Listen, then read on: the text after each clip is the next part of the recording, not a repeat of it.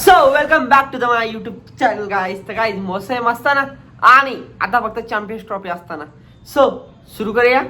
तर तुम्हाला माहिती आहे का अशी कोणती टीम आहे ती फक्त एका नो बॉलमुळे जिंकली, ज्याची पर्सेंटेज जिंकायची चान्स हे 0% होते या 10% होते, पण ती एका नो बॉलमध्ये फायनल जिंकली आणि 1000% असणारी टीम फायनल मध्ये हारली. हो, तेच India versus Pakistan 2017 champions trophy.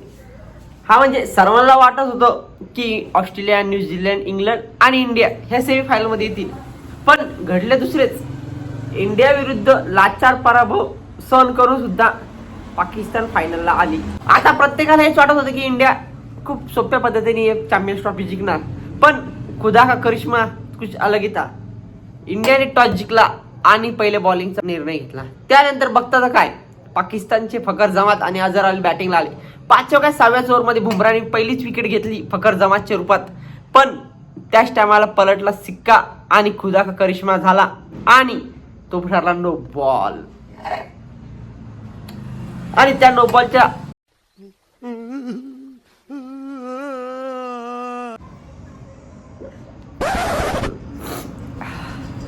Sorry त्या नो बॉलमुळे पाकिस्तानमध्ये जोश आला आणि इंडिया कमजोर झाली आणि बॅकफुटवर आली आणि तिथूनच मॅच पलटली.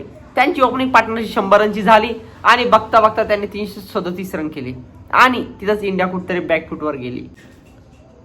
338 रनाचं हे बलाढ्य टार्गेट होतं, पण इंडियाकडे होते रोहित शर्मा, विराट कोहली आणि शिखर धवन, ज्यांनी ते 2013 मध्ये ऑस्ट्रेलिया विरुद्ध केलं होतं ना.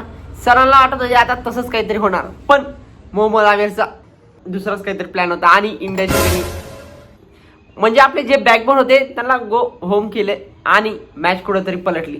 पण आपला त्याच दिवशी हार्दिक पांड्या कुंभू पांड्या झाला आणि हे हे हे हे मारू लागला, पण परत एकदा खुदाचा करिश्मा झाला आणि आपला हार्दिक पांड्या रनआउट झाला आणि इंडिया फायनल हारली. आणि पाकिस्तानमध्ये तो जल्लोष असा झाला की विचारूच नका. आणि त्या दिवशी अजून एक गोष्ट कळली की एक क्रिकेटमध्ये एक नो बॉल किती महाग पडू शकतो. त्या दिवशी एक जिवंत उदाहरण होतं आणि आपल्याला नक्कीच माहित असतं, इंडियन म्हणून आपल्याला तर खूप फील होत असेल.